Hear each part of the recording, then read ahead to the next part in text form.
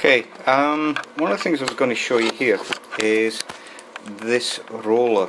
It's a wallpaper roller, and like I said, I know I explained it in my GB thread, but what I use it for is, if you have a look along the edge here, I'm not sure if you can see it or if it's in focus, but I used my pencils here to actually colour the edge. Now then, I've actually lifted the edge a little, so what I do is, before I do any gluing, is I roll the edge down. Okay, and that's what I use it for.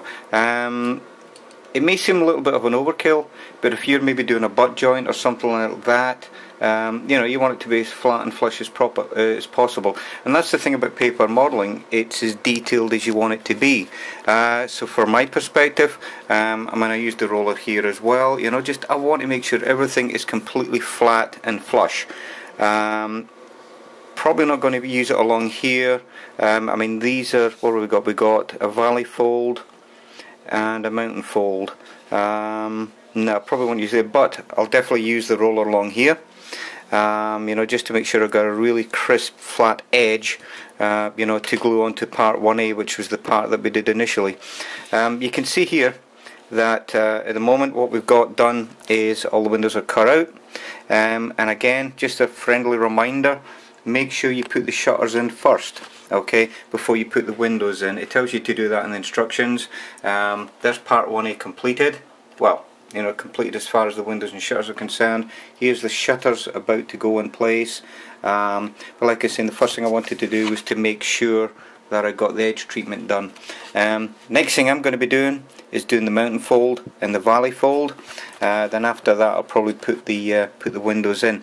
The reason I do it in that order, again, I'm no expert, I'm just telling you the way I do things, is that it works for me.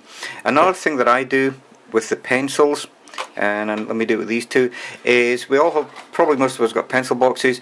I turn them upside down, and the reason I do that is that I know that these are the pencils that I used for this project. Okay, so basically what it means is I can close the box. If they slip or whatever, all I need to do is look for the pencils that's upside down, and I know that those are the ones that I use. So again, you know, it's not really major earth shattering tips, but it's just the way that I do things. Here we go.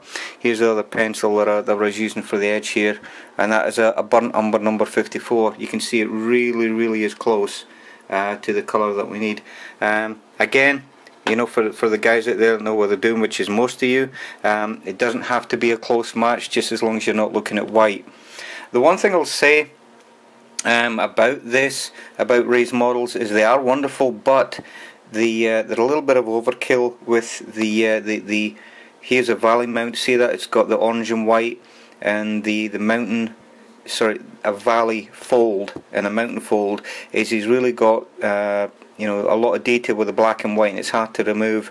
I could use a graphics program to do that, but you know, I think that we can do a good job with the pencils. And if these don't work, then what I've got here, I've got my pitch pencils that Don actually recommended. They are good, but if you're not careful with them, what happens is that you get huge puddles of leak.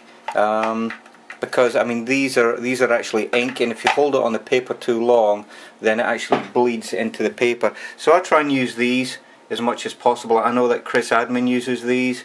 I think they do a great job. But if those don't work, then I go over to these, and generally so far the ones I've used is the black. But anyway, there we go. Quick update there. Thanks guys.